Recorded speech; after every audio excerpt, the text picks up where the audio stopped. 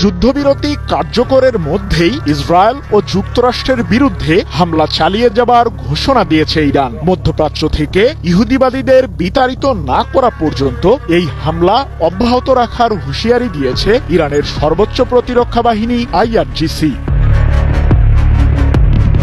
উত্তেজনা যেন কমছেই না মধ্যপ্রাচ্যে। ইসরায়েল ইরানের মাঝে যুদ্ধবিরতি কার্যকর হলেও আগুনের উত্তাপ এখনো রয়েই গেছে, আর এই উত্তাপে ঘি ঢেলেছে আইআরজিসি।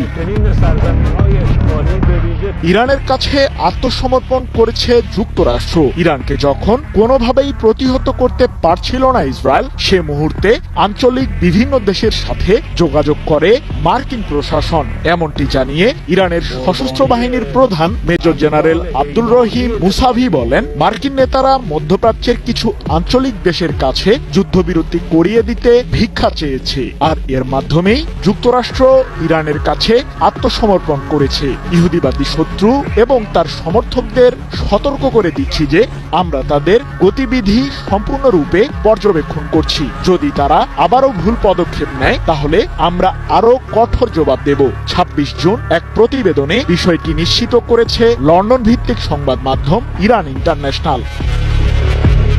ইরানের নতুন সেনাপ্রধানের এমন মন্তব্যের পরই যুক্তরাষ্ট্র ও ইসরায়েলকে সতর্ক করল আইআরজিসি। মধ্যপ্রাচ্য থেকে মার্কিন প্রশাসন ও ইসরায়েলকে বিতাড়িত না করা পর্যন্ত ইহুদিবাদীদের বিরুদ্ধে হামলা অব্যাহত রাখবে ইরান, এমনটি জানিয়ে এক বিবৃতিতে আইআরজিসি বলেছে, এই অঞ্চল থেকে যুক্তরাষ্ট্রকে অপসারণ এবং ইহুদিবাদী শাসন ব্যবস্থার ধ্বংস না হওয়া পর্যন্ত আমাদের প্রচেষ্টা অব্যাহত থাকবে। সাম্প্রতিক যুদ্ধে আমাদের ক্ষেপণাস্ত্র হামলা এতটাই প্রখর ছিল যে শত্রুরা যুদ্ধবিরতিতে যেতে বাধ্য হয়েছে। ইসরায়েলের বিরুদ্ধে যুদ্ধের ময়দানে নতুন নতুন মিসাইল ব্যবহার করেছে আইআরজিসি, যেগুলোর মধ্যে ফাত্তা-1 মডেলের হাইপারসনিক ব্যালিস্টিক মিসাইলও রয়েছে। ইরানের ক্ষেপণাস্ত্রের শক্তি দেখেই কোণঠাসা হয়ে পড়েন ইসরায়েলের প্রধানমন্ত্রী বেনিয়ামিন নেতানিয়াহু। এক পর্যায়ে ২৪ জুন মার্কিন প্রেসিডেন্ট ডোনাল্ড ট্রাম্পের হস্তক্ষেপে যুদ্ধবিরতিতে যায় ইরান ও ইসরায়েল।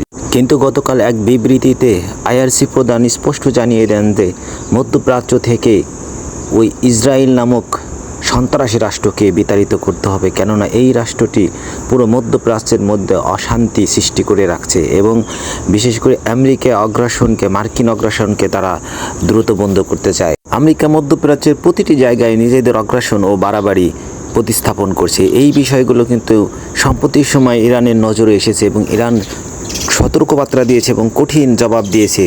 মার্কিনীদেরকে আর ছাড় দিতে চান না, কেননা তেনারা পুরো পৃথিবীকে নিজেদের নিয়ন্ত্রণে নিতে চায়। বিশেষ করে এই মধ্যপ্রাচ্যকে দখল করে তাদের যে সন্ত্রাসী কার্যকলাপ আছে, তাদের যে অগ্রাসন আছে, তা মধ্যপ্রাচ্যের মধ্যে নতুনভাবে প্রতিষ্ঠিত করতে চায়।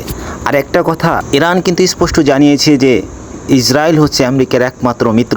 এই ইসরায়েলকে দিয়েই পুরো মধ্যপ্রাচ্যের মধ্যে মূলত আমেরিকার শক্তি প্রকাশ করতে চায়। তাই ইরান স্পষ্ট জানিয়েছে যে এখনই কঠিন হস্ত দমন করা হবে ওই ইসরায়েল নামক সন্ত্রাসী দেশকে, কেননা এই ইহুদিবাদী জাতি যতদিন এই মধ্যপ্রাচ্যের মধ্যে বিরাজমান হবে, ঠিক ততদিন এই মধ্যপ্রাচ্যে কখনো শান্তি ফিরে আসবে না।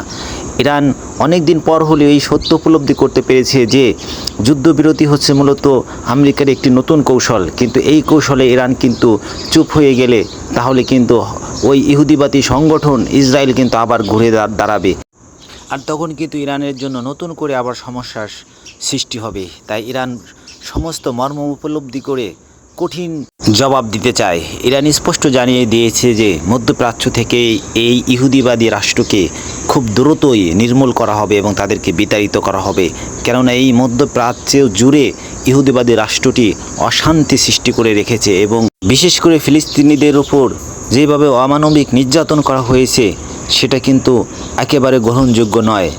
তাই ইসরায়েলকে মধ্যপ্রাচ্য থেকে বিতাড়িত করে মধ্যপ্রাচ্যের মধ্যে শান্তি প্রতিষ্ঠিত করতে হবে। মধ্যপ্রাচ্যের একমাত্র অশান্তির কাঁটা হলো ওই ইহুদি নামক ইসরায়েল রাষ্ট্রটি। এই রাষ্ট্রের কোনো পরিচয় নেই। এ রাষ্ট্র হচ্ছে একটি সন্ত্রাসী সংগঠন, ইহুদিবাদী সংগঠন। এই ইহুদিবাদী সন্ত্রাসী সংগঠনকে যত দ্রুত নির্মূল করা হবে তত দ্রুতই ইরানি এবং পুরো বিশ্ব শান্তির মুখ দেখতে পাবে। দর্শক, বিডি ভয়েস 10 সবসময় নিত্য নতুন সত্য তথ্য প্রকাশ করে থাকে, তাই বিডি ভয়েস 10কে অনুগ্রহ করে এখনই সাবস্ক্রাইব করে দিন এবং পাশে থাকা বেল আইকনটি বাজিয়ে দিন, যাতে নিত্য নতুন সংবাদ মুহূর্তের মধ্যে আপনার কাছে পৌঁছা যায়। ধন্যবাদ।